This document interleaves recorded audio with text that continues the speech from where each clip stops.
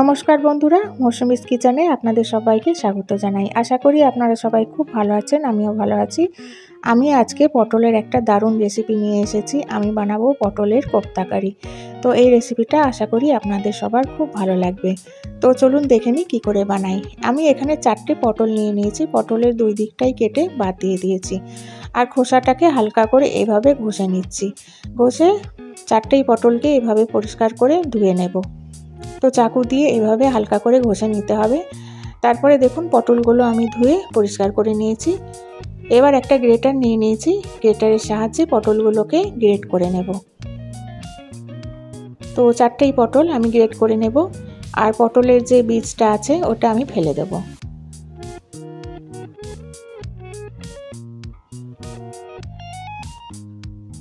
তো এইভাবে আমি 4টেই পটল গ্রেট করে নেব। তারপরে যে বীজটা আছে ওটা আমি বাদ দিয়ে দেব।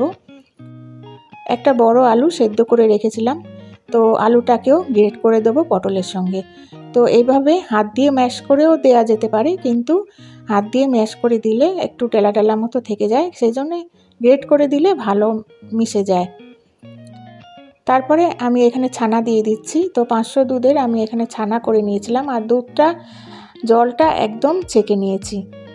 তারপরে 3 চামচ বেসন দিয়ে দিলাম, আর 1 চামচ আদা গ্রেট করে দিয়ে দিলাম, আর অল্প একটু হলুদ গুঁড়ো দিলাম, জিরে গুঁড়ো, ধনে গুঁড়ো আর শুকনো লঙ্কার গুঁড়ো, স্বাদ মতো নুন দিয়ে দেবো, আর একটু চিনি দিয়ে দেবো।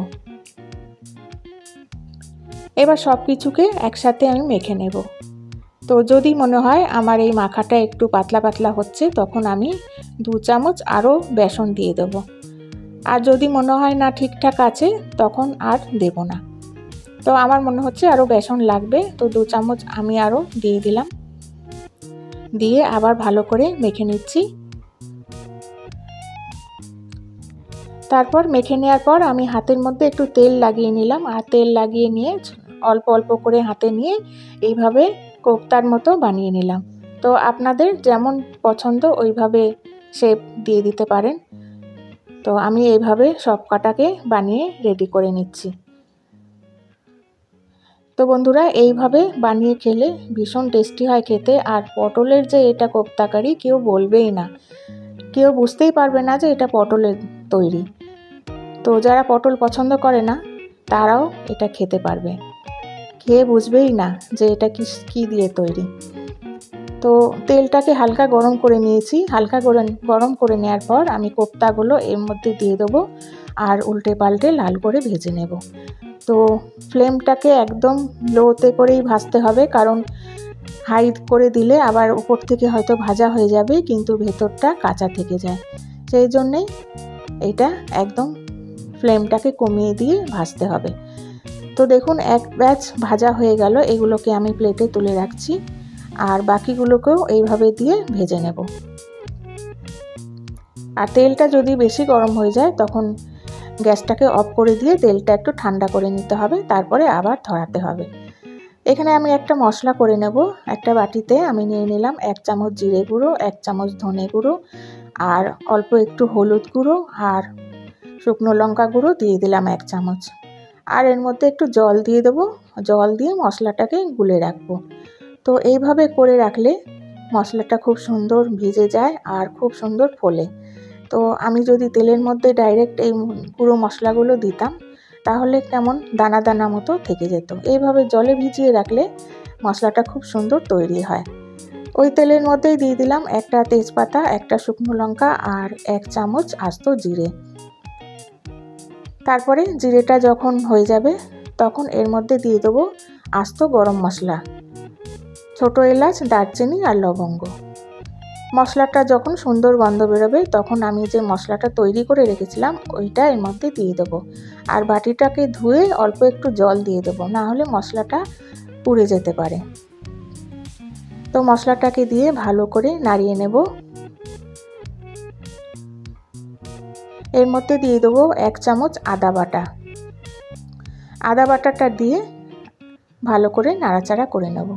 তো আজকে আমি একদম নিরামিষভাবেই করছি, পেঁয়াজ রসুন কিচ্ছু দেব না। নিরামিষ দিনে এই সবজিটা করে আপনারা খেতে পারেন, ভীষণ টেস্টি হয় খেতে। একটা বড় টমেটো কুচিয়ে দিয়ে দিলাম, তারপরে স্বাদ মতো নুন দিয়ে দিলাম, একটু চিনি দিয়ে দেবো। তো নিরামিষ তরকারিতে একটু চিনি না দিলে ভালো লাগে না। তো সব কিছুকে একসাথে আমি আবার একটু নাড়াচাড়া করে নিচ্ছি। তারপরে এর মধ্যে 1 চামচ আমি কাজু বাটা দিয়ে দিলাম। তারপরে কাজু বাটাটাকেও ভালো করে মিশিয়ে নেব মশলার সঙ্গে। 2 চামচ টক দই দিয়ে দেবো। তো টক দইটা যখন দেব তখন আমি ফ্লেমটাকে একদম কমিয়ে দিয়ে তারপরে দেব, না হলে তেলে দিলে দইটা ভাসতে থাকে। তো দইটা দিয়েও ভালো করে মশলাটা কষিয়ে নিতে হবে, যাতে মশলার কাঁচা গন্ধটা না থাকে। তো মশলাটা ভালো করে কষিয়ে নিয়েছি, দেখুন তেল ছাড়তে আরম্ভ করেছে। এবার এর মধ্যে জল দিয়ে দেবো। তো যেটুকু জলের দরকার সেটুকু দিয়ে দেবো। যদি আপনারা ঝোল পছন্দ করেন তাহলে জল বেশি দেবেন, আর যদি মাখা মাখা পছন্দ করেন তাহলে জল অল্প দেবেন। তো ঝোলটা ফুটে ওঠার পর আমি কোপ্তাগুলো এর মধ্যে দিয়ে দিলাম, আর কোপ্তাগুলোকে দিয়ে ভালো করে নাড়াচাড়া করে নিয়ে আমি 5 মিনিট এটাকে ঢেকে রাখবো, আর ফ্লেমটাকে একদম কমিয়ে দেব। তো দেখুন আমার পটলের কোপ্তা কারি একদম রেডি হয়ে গেছে। নামানোর আগে আমি 1 চামচ গরম মশলা গুঁড়ো আর 1 চামচ ঘি দিয়ে দিলাম। ব্যাস আমার কোপ্তা কারি রেডি। এবার আমি সার্ভ করে দেখিয়ে দেব। দেখুন কত সুন্দর হয়েছে দেখতে। এর মধ্যে আপনারা আলুও দিতে পারেন, ছোট ছোট করে টুকরো করে কেটে আলু দিতে পারেন। আমি আজকে আলু দিলাম না, শুধু কোপ্তাই দিয়েই করলাম। তো আমি একটা বাটির মধ্যে নিয়ে নিচ্ছি। দেখুন কি সুন্দর দেখতে হয়েছে। গরম গরম ভাতের সঙ্গে খান, রুটি দিয়েও ভালো লাগবে, পরোটা দিয়েও ভালো লাগবে, আবার ভাতের সঙ্গেও ভালো লাগবে। তো আজকের রেসিপিটা আপনাদের কেমন লাগলো আমাকে অবশ্যই কমেন্টস করে জানাবেন। আর যদি ভালো লাগে লাইক শেয়ার করবেন, আর নতুন বন্ধুরা প্লিজ সাবস্ক্রাইব করে দেবেন। তো আমি আবার একটা নতুন রেসিপি নিয়ে আসবো আপনাদের কাছে। আপনারা সবাই ভালো থাকবেন, সুস্থ থাকবেন। আজকের মতো আসছি। Thank you.